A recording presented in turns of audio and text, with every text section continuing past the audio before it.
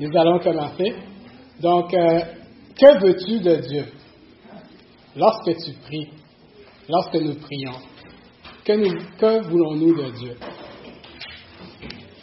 Quand il s'agit de vivre cette vie sur terre et de vivre les difficultés, les victoires, d'affronter la joie, les tristesses, d'affronter la santé et la maladie, est-ce que c'est le nouveau téléphone dernier cri que tu as obtenu qui va t'aider à passer à travers cela?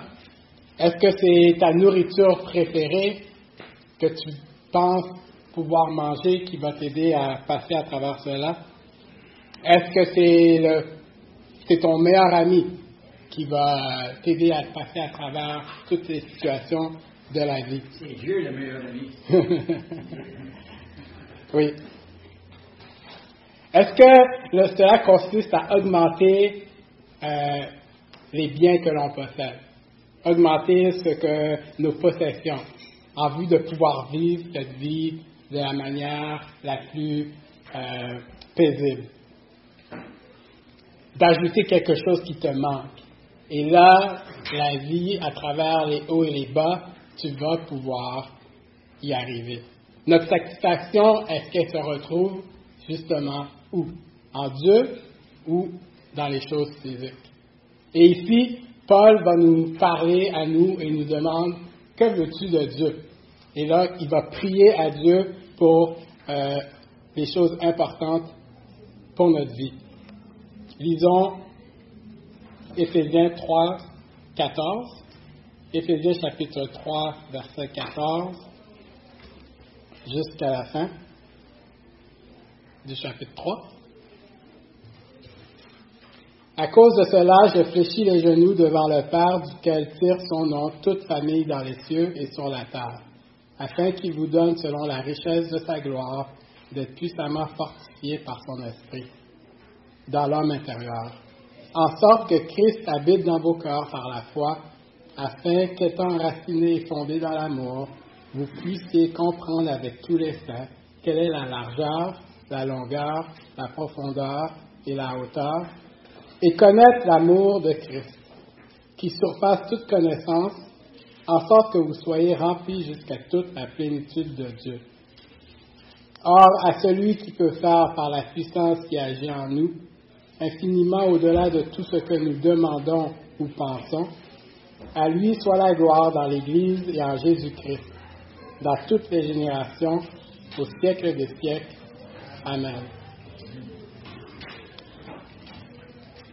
Paul nous indique deux aspects essentiels pour vivre cette vie chrétienne.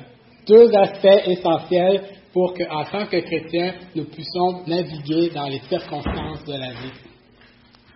Il va nous parler d'être remplis de l'Esprit et de finalement aussi connaître l'amour de Christ. L'humain est en fait, d'une manière, toujours à la recherche d'être rempli de quelque chose. Et aussi à la recherche de connaître certaines choses. Donc, il va y avoir des gens qui vont se spécialiser dans une certaine connaissance ou des gens, dans leur passe-temps, vont passer du temps à explorer un certain sujet. Nous sommes rappelés par la prière de Paul que nous devons rechercher plutôt d'être remplis de Dieu et de focaliser notre connaissance, notre recherche du savoir sur l'amour de Christ. Ainsi, Paul commence sa prière en disant « à cause de cela ». Donc, on se souvient, la semaine passée, on avait vu que Paul s'était arrêté dans son élan de vouloir prier. Et là, il parle de « à cause de cela ». À cause de cela nous réfère à tout ce que Paul a dit, et spécifiquement au chapitre 2, où on a vu quoi? Que nous sommes riches sans mesure. La richesse que l'on a obtenue en Jésus est innombrable. Donc, nous étions morts et Jésus nous a rendus à la vie. Il nous a sauvés individuellement, chacun de nous, pour nous joindre à sa famille. Dieu nous a donné sa grâce. sa grâce, il nous l'a donné abondamment. On a vu ça. Après ça, on a vu que Dieu nous a sauvés collectivement, de manière à ce que nous avons été joints à la famille de Dieu. Nous avons maintenant été mis dans une même position que la famille, la nation juive. On participe aux mêmes promesses qu'eux et on obtient la même proximité. Nous qui étions loin, sans Christ, nous avons été rapprochés avec Christ, avec Dieu. Et finalement, on a vu que on a ce mystère qui a été révélé, que nous, la nation païenne, nous sommes maintenant co-héritiers. Co-héritiers non seulement avec les Juifs, mais avec Jésus. Et cet aspect-là, Dieu nous l'a parlé dans Éphésiens chapitre 3 au verset 6. On se souvient, maintenant on forme un seul corps et on participe à la promesse qui est en Jésus, qui est l'Évangile. Et donc il faut se rappeler cela. Et Paul, en ayant toute cette connaissance-là, vient de manière toute naturelle à cette attitude de vouloir prier pour les Éphésiens. Et c'est ça qui l'amène à dire, à cause de cela, il est là en vue de vouloir prier pour eux. Il dit, je fléchis les genoux. Paul se met dans une posture d'adoration, de respect envers Dieu. Oui, Dieu maintenant est notre Père, parce qu'on fait partie de sa famille. Mais il n'empêche pas que nous devons s'approcher de lui avec adoration et respect. Un peu comme le roi et les princes. Les princes ont beaucoup d'autorité sur la nation sur laquelle ils dirigent. Et pourtant, lorsque vient le temps de s'adresser au roi, ils le font avec respect. Sinon, on a l'exemple de Jésus sur terre. Lui qui possède toute l'autorité. Regardez comment Jésus s'est soumis à son Père en toute humilité. Et de cette manière-là, nous possédons le même Père. Nous devons aussi venir à Dieu avec une adoration qui lui est propre. Nous savons aussi que tous, de toute manière, vont plier les genoux devant Dieu. Et cela est montré dans Philippiens 2:10.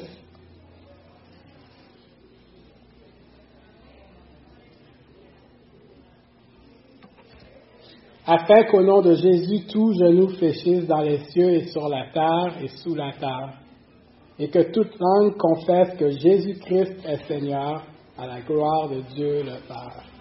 Et vraiment, c'est ça, l'expression même de Paul, de la réalisation de qui est Dieu et de qu'est-ce qu'il a accompli, fait en sorte qu'il sait que toute la gloire revient à Dieu. Donc, Paul fléchit les genoux. Selon vous, lorsque nous prions, quelle posture devons-nous adopter? OK.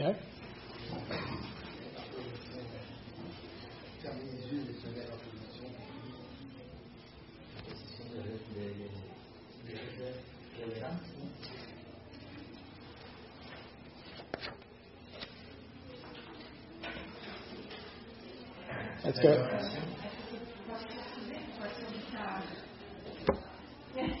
Posture.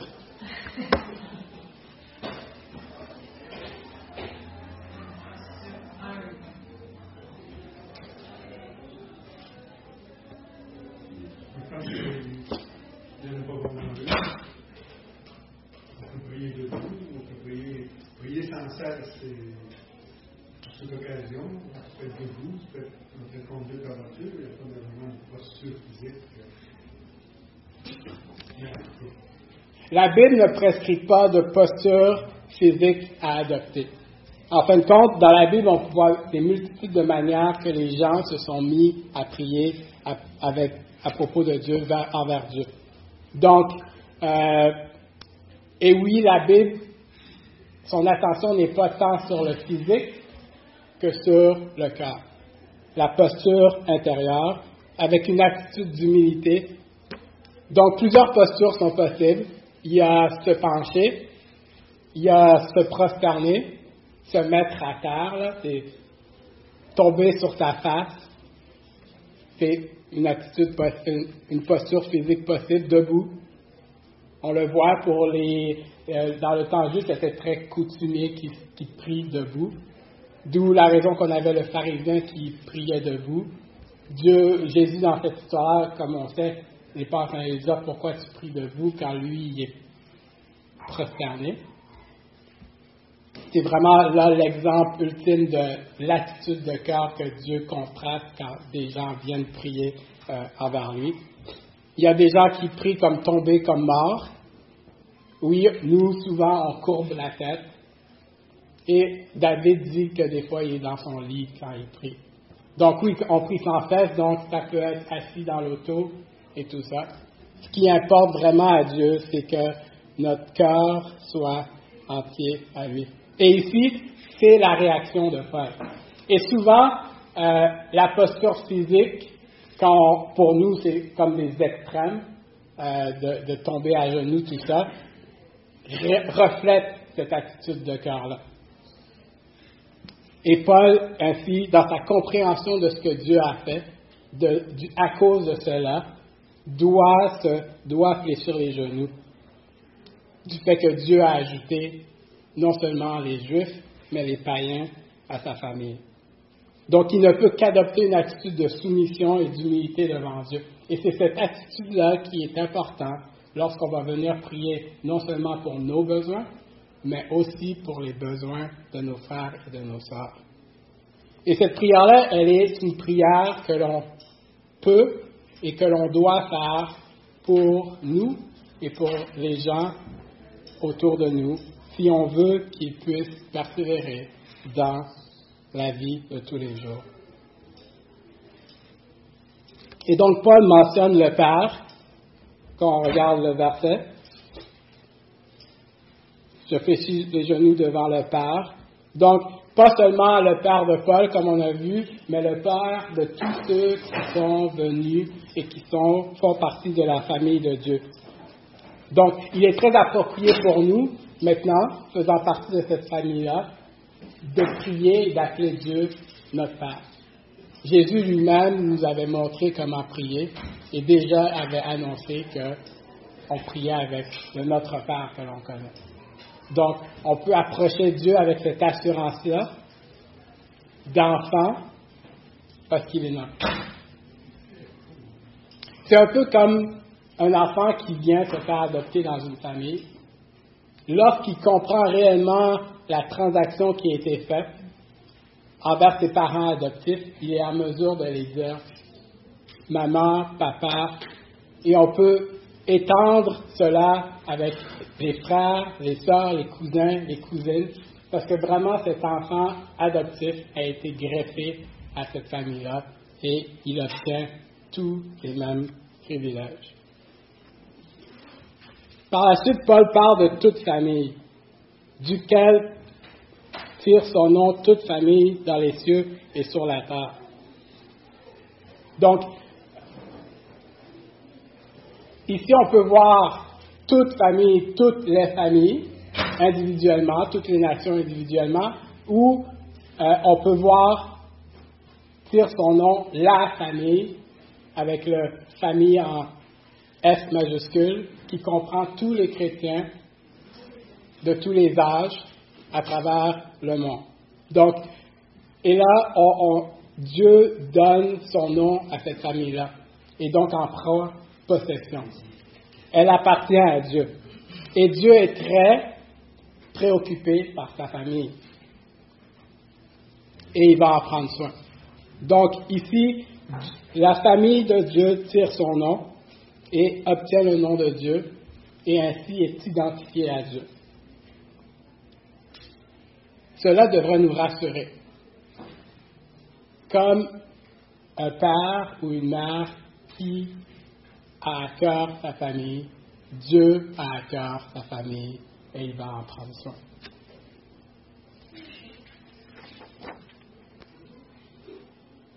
Et donc, Paul vient et il dit, afin qu'il vous donne, et là on va entrer dans, il vous donne son esprit, rempli de l'esprit, et qui vous donne la connaissance de son amour, afin qu'il vous donne. Et on peut se demander, est-ce que cette prière-là va être répondue? Oui, parce que c'est une des prières qu'on peut être assuré que ça fait partie de la volonté de Dieu. Que nous soyons remplis de l'Esprit et que notre connaissance de l'amour de Christ soit répandue. Donc, il y a 3 étapes et d'autres personnes voient 5 étapes, mais dans la structure où il y a comme une progression que l'on voit avec les afin que ou en sorte que, qui fait une progression dans l'aspect d'être rempli de l'Esprit. Donc, afin que on soit puissamment fortifié par son Esprit dans l'homme intérieur, afin qu'on puisse comprendre, comme tous les saints, l'amour de Christ, et en sorte que nous soyons remplis de l'Esprit. Donc, on va être remplis de l'Esprit, parce que sans l'Esprit, on ne peut rien faire. Donc ici, n'oublions pas que Paul parle avec des chrétiens. Donc, on possède déjà l'Esprit. Paul n'est pas en train d'argumenter sur, et il n'est pas en train de demander à Dieu de nous donner l'Esprit. Parce que si on fait partie de la famille de Dieu, on a déjà l'Esprit. Il va aussi utiliser que Christ est en nous. Il n'est pas en train de demander à Dieu de nous donner Christ, parce que nous sommes déjà de la famille de Dieu et Christ est en nous. Donc, il faut comprendre que là, Paul est en train de parler d'une autre particularité de l'aspect d'avoir l'Esprit. Donc, on est scellé de l'Esprit. L'Esprit, il est là avec nous. Est-ce qu'on utilise l'Esprit en nous et la puissance de l'Esprit en nous? Donc, sans l'Esprit, nous ne pouvons pas connaître Dieu, on l'a vu. Sans l'Esprit, nous n'avons pas accès au Père. Et sans l'Esprit, on ne peut pas maintenir cette vie glorifiante envers Dieu. Et c'est ça qui vient à être mis en branle. Cette marche chrétienne, comment on peut l'accomplir? C'est en étant rempli de l'Esprit. Et cet esprit est puissant. Cet esprit est efficace. Donc, ici, c'est comme si la prière de Paul était envers Dieu de plus nous inciter. Paul est en train de demander à Dieu, fais en sorte que les Éphésiens prennent accès à l'esprit. Donc, il n'est pas en train de nous demander aux Éphésiens d'accomplir les choses auxquelles il va nous lister plus tard. Il est en train de demander à Dieu de nous pousser. Encore une fois, c'est l'action, c'est l'intervention de Dieu qui va faire en sorte qu'on va vouloir s'approprier qui il est, qu'on va vouloir par la suite accomplir ce qu'il nous demande. Il faut l'action de Dieu. Et là, il est en train de demander à Dieu, agis à l'intérieur d'eux en sorte qu'ils soient remplis de l'Esprit. Et il parle de l'homme intérieur. Donc, qu'est-ce que l'homme intérieur versus l'homme extérieur, selon vous?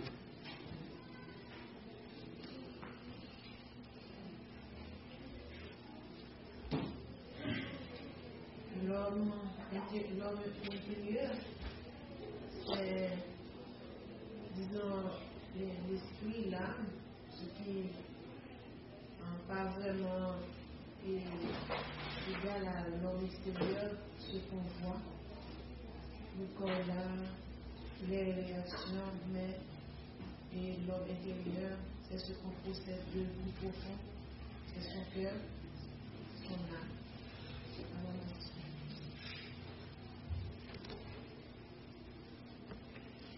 Moi, je dirais que l'homme intérieur, c'est celui qui vit selon l'esprit.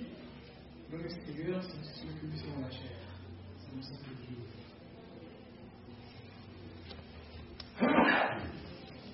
Donc, l'homme intérieur, c'est ça, c'est la résidence du cœur.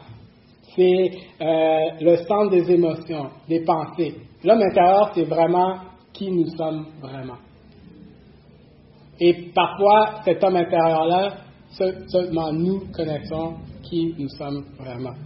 Ouais, si on est né de nouveau, on est rempli du Saint-Esprit, et si on est rempli du Saint-Esprit, on dégage les fruits dans Galate. Parce que le Saint-Esprit qui nous vient en nous dégage les fruits de Galate comme l'amour, la paix, la joie et toutes ces choses-là, bon que l'Esprit Saint fait en sorte qu'on dégage ces fruits-là.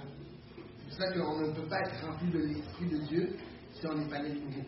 Exact. C'est l'homme intérieur qui est devenu la nouvelle créature. C'est l'homme intérieur qui a été ressuscité. Donc, par contre, l'homme extérieur, oui, c'est facile, c'est tout ce que l'on voit. C'est ce corps qui, avec l'âge, dépérit. Mais c'est ce corps aussi physique qui va être plus tard changé dans un corps nouveau. Donc, autant cet aspect que l'homme intérieur a été ressuscité pour être une nouvelle créature, va être transformé et vu physiquement avec le corps physique lorsque Jésus va revenir. 2 Corinthiens 4,16 nous dit, 2 Corinthiens 4,16 nous dit, c'est pourquoi nous ne perdons pas courage et lors même que notre homme extérieur se détruit, notre homme intérieur se renouvelle de jour en jour.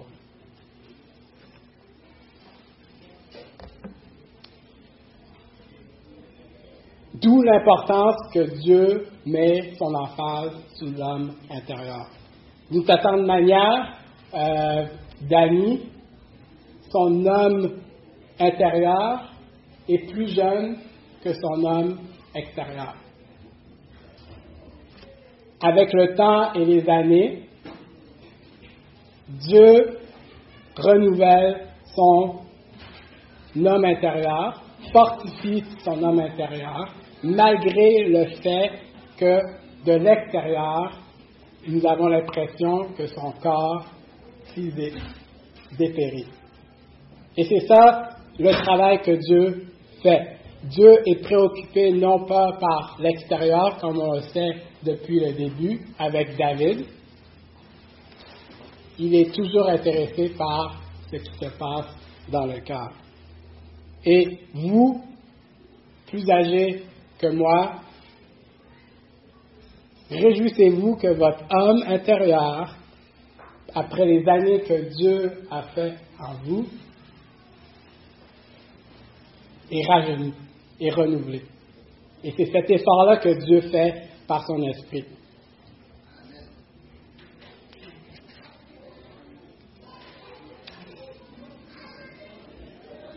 Comme certains se dire que j'ai 10 ans dans la vie chrétienne, j'ai 10 ans spirituel, maintenant j'ai 15 ans spirituel.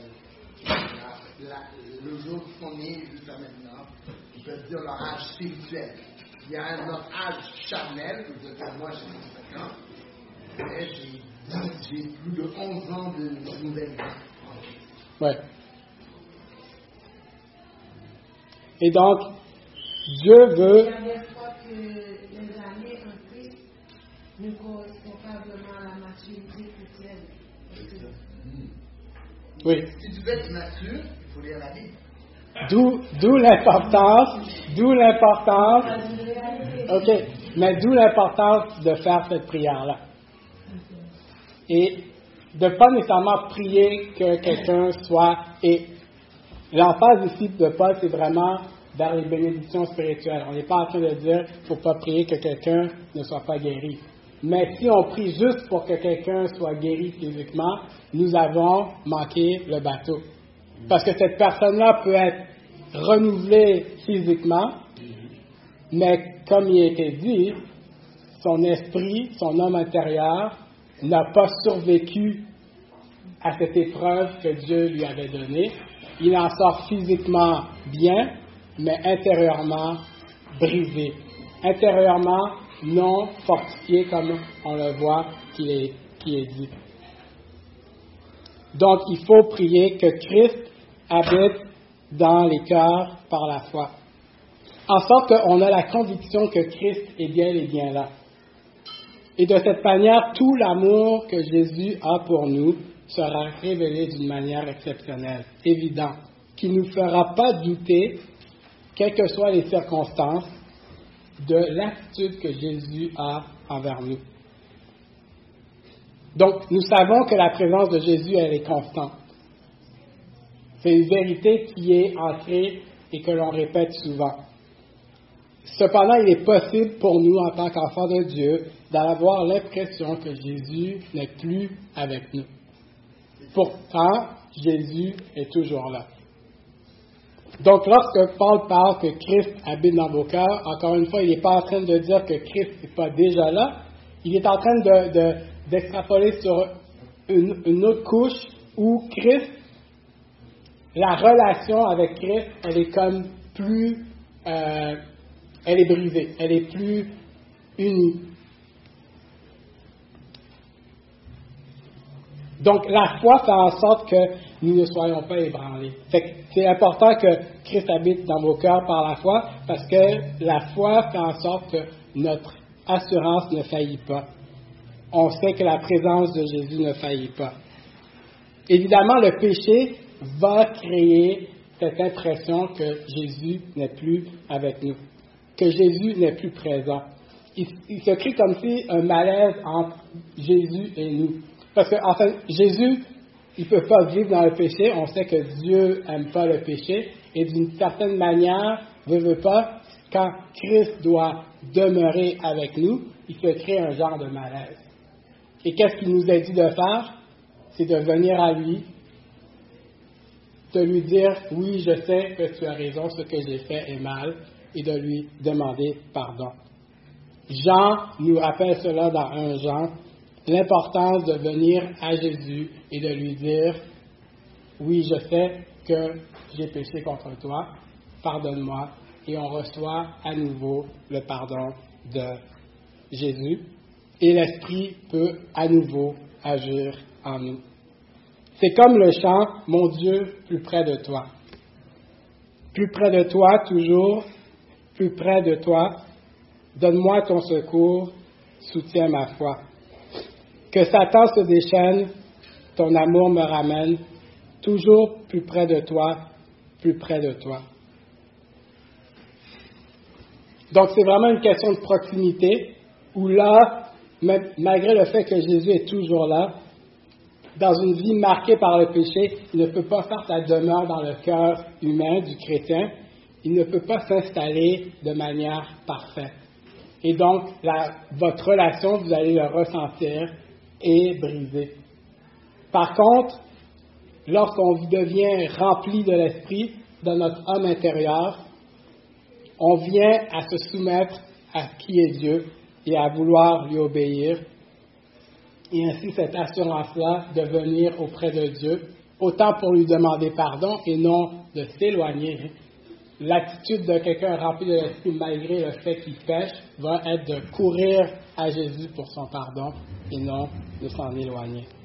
Je peux te dire que quelqu'un qui est né nouveau ne peut pas avoir de la jouissance dans le péché que quand il était mort autrefois. Autrefois, tu avais de la jouissance dans ton péché parce que Christ ne vivait pas en toi, tu n'avais pas le Saint-Esprit, tu avais du plaisir dans le péché. Mais quand tu deviens une nouvelle créature, quand tu nais nouveau, tu peux tomber dans le péché, mais tu n'éprouveras pas un plaisir d'autrefois. Oui. Parce que ça va comme attrister le Saint-Esprit. C'est la preuve que tu es né nouveau. Si le Saint-Esprit est attristé en toi, c'est la preuve que l'Esprit Saint vient en toi. C'est pour ça que quand tu pêches ou tu fais quelque chose qui ne plaît pas à Dieu, ça attriste le Saint-Esprit. Ouais. Et c'est pour ça que le Saint-Esprit témoigne un peu. Exact. Donc, l'importance d'être rempli de l'Esprit pour être à l'affût de notre condition de pécheur. Alors, Paul, il va utiliser vraiment deux images, d'être enraciné et d'être fondé dans l'homme intérieur. D'être enraciné et fondé dans l'amour. Ceci est le résultat d'avoir Christ dans nos cœurs. Lorsqu'on a Christ qui habite dans nos cœurs, on devient enraciné et fondé. Donc, c'est l'image d'un arbre. et c'est l'image d'un édifice. Posé, l'édifice est posé sur l'amour, l'arbre est enraciné dans l'amour.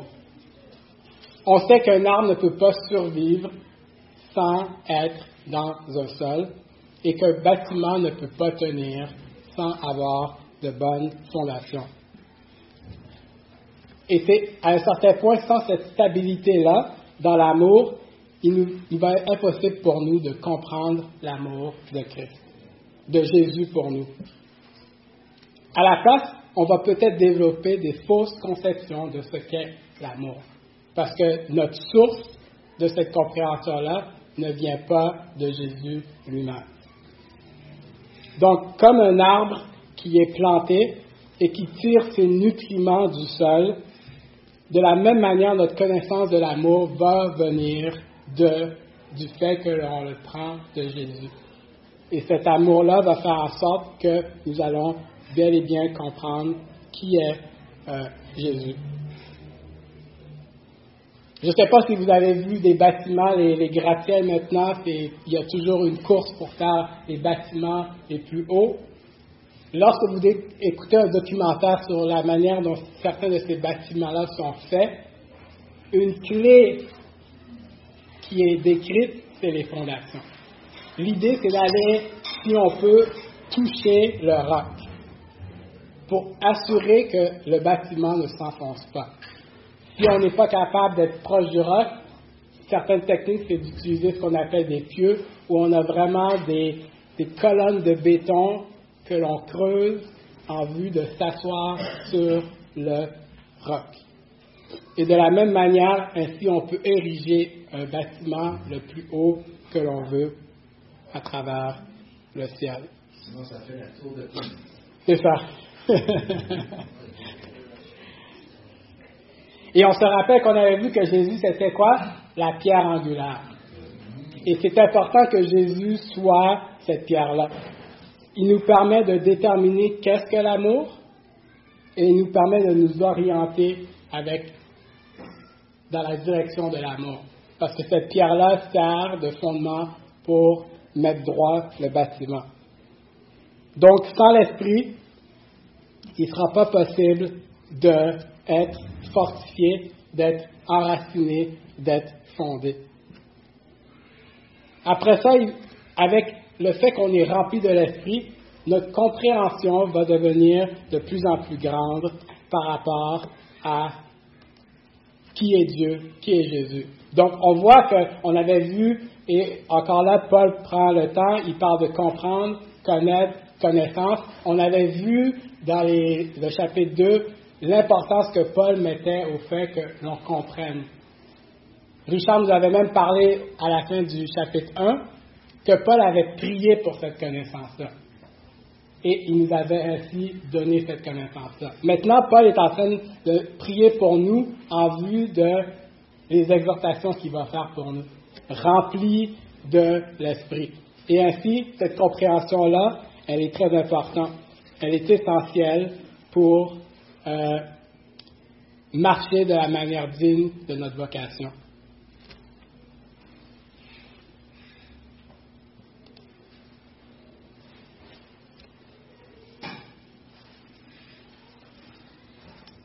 Et par la suite, avec la troisième étape, c'est qu'on soit rempli de toute la plénitude de Dieu. Et cette plénitude-là vient du fait que l'on l'obtient par la puissance active. L'Esprit est celui qui donne et agit. Encore une fois, la prière n'est pas une prière pour que vous agissiez, mais c'est une prière pour que Dieu agisse en vue que vous agissiez. Et ce qui nous a été donné, c'est la puissance active de l'Esprit. L'Esprit est celui qui donne, c'est celui qui agit, et c'est celui qui le fera. Donc, autant qu'il a fallu une puissance pour nous faire passer de la mort à la vie, autant qu'il faut cette puissance-là à tous les jours de la semaine pour vivre d'une manière digne de notre vocation.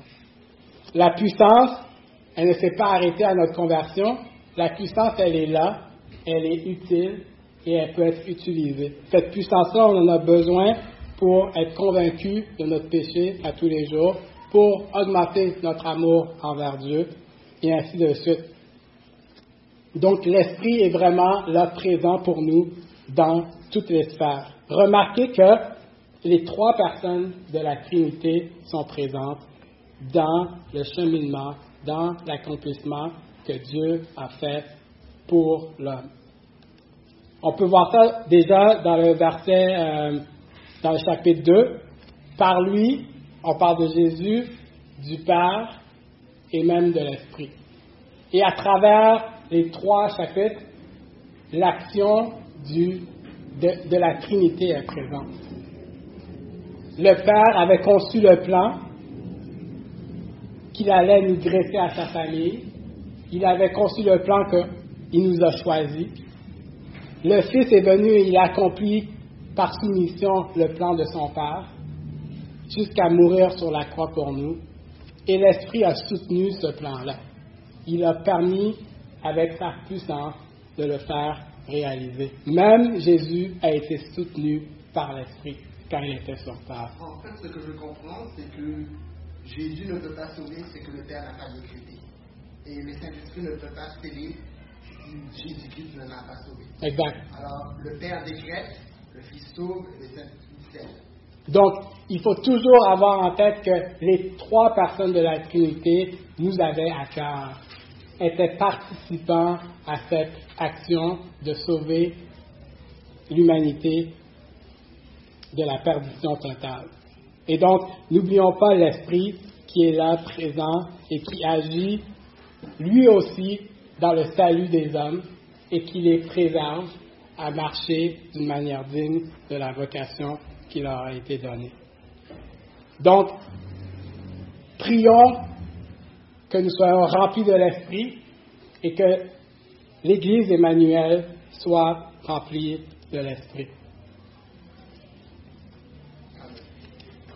Par la suite, on va voir l'importance de l'amour, de la connaissance de l'amour de Christ. Donc ici, Paul parle de largeur, de longueur, de profondeur, de hauteur. L'idée ici, c'est pas de dire que l'amour est limité dans un certain environnement, mais c'est vraiment dans une perspective d'étendue infinie. J'ai choisi cette image-là pour deux raisons principales. C'est que, savez-vous que 5% des profondeurs océaniques ont été explorées.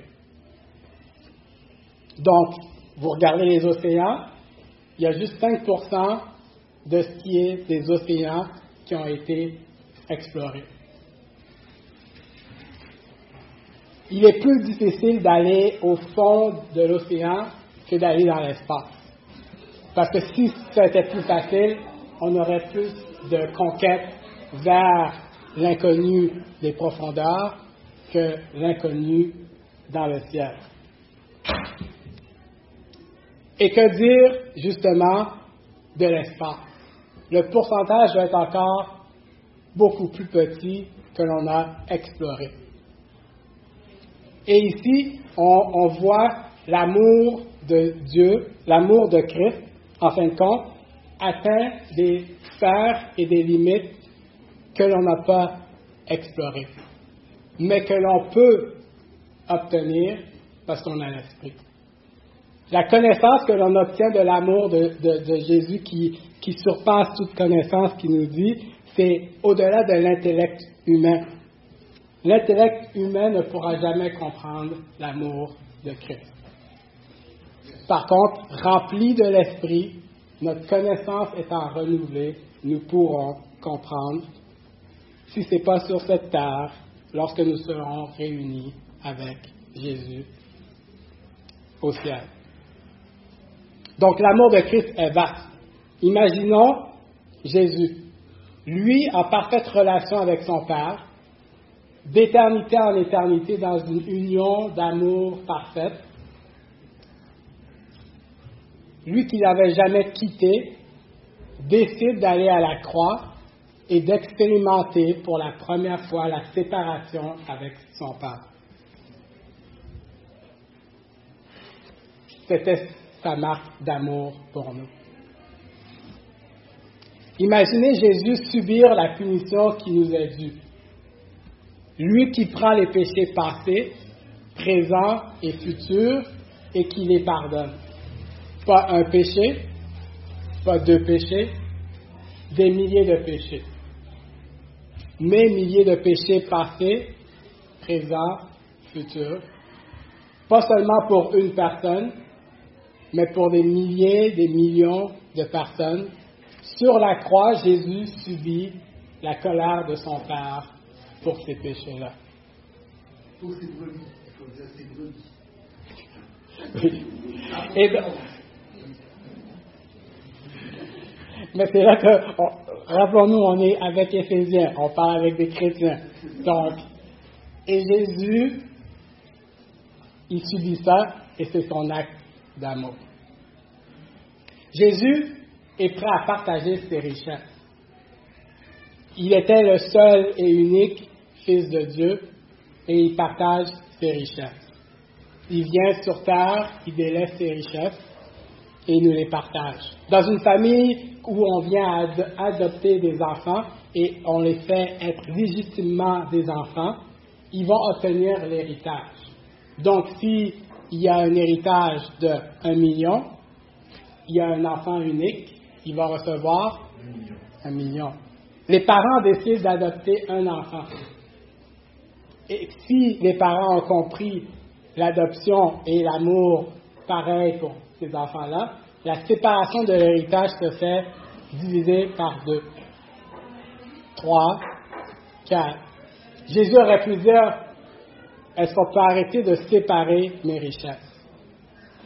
Non, il est prêt à offrir toutes les richesses qu'il a à chacun de nous. C'est son acte d'amour.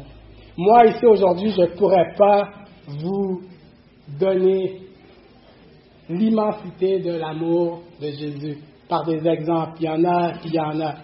Mais l'Esprit le peut. Donc, priez que l'Esprit vous donne la connaissance de l'amour de Christ qui surpasse toute intelligence. Et vous savez quoi? Dieu va faire infiniment au-delà de tout ce que nous demandons ou pensons. Déjà, ce que Paul demande est incroyable. De imaginer que Dieu va faire au-delà de cette prière qui est magnifique, dépasse la joie que l'on peut obtenir. Et ici, je veux faire attention.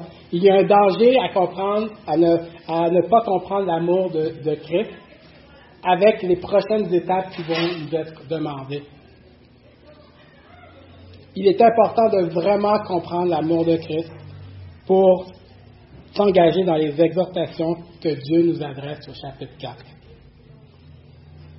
Parce que sinon, on ne va jamais être satisfait.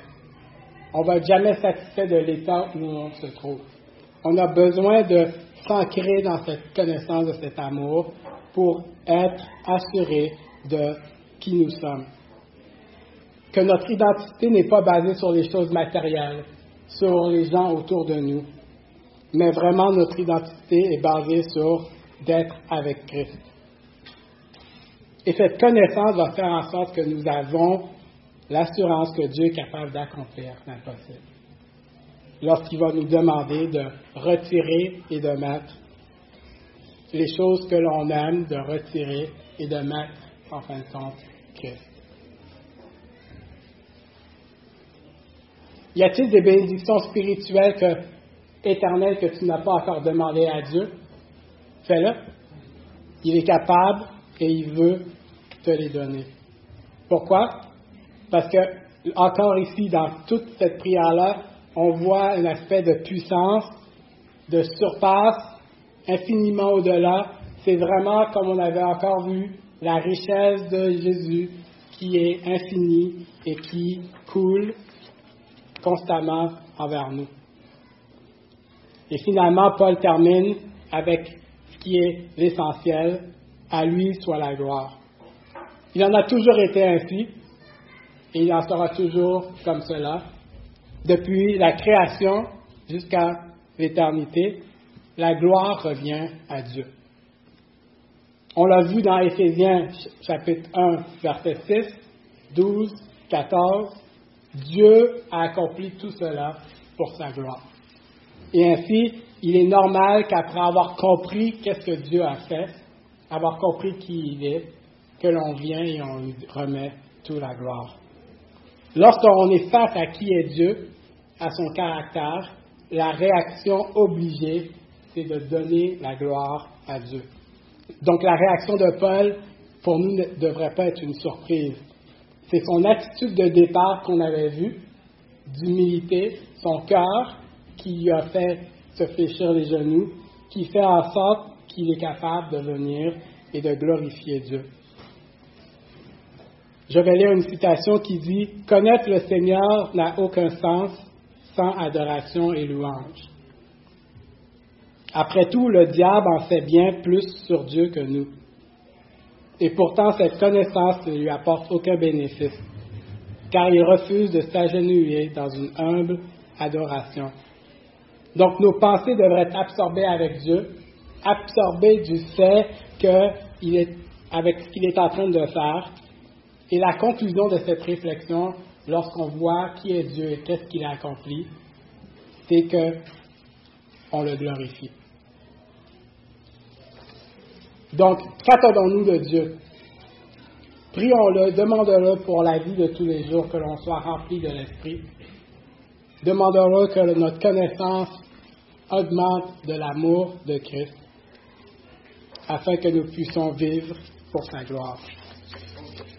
Je vais terminer en relisant la prière, parce que d'une certaine manière, Éphésiens 3, verset 14, c'est ce que je veux pour vous. Donc, prions. À cause de cela, je fléchis les genoux devant le Père, duquel tire son nom toute famille dans les cieux et sur la terre, afin qu'il vous donne, selon la richesse de sa gloire, d'être puissamment fortifié par son esprit dans l'homme intérieur, en sorte que Christ habite dans vos cœurs par la foi, afin qu'étant enracinés et fondés dans l'amour, vous puissiez comprendre avec tous les saints quelle est la largeur, la longueur, la profondeur et la hauteur, et connaître l'amour de Christ, qui surpasse toute connaissance, en sorte que vous soyez remplis jusqu'à toute la plénitude de Dieu. Or, à celui qui peut faire, par la puissance qui agit en nous, infiniment au-delà de tout ce que nous demandons ou pensons, à lui soit la gloire dans l'Église et en Jésus-Christ, dans toutes les générations, au siècle des siècles. Amen.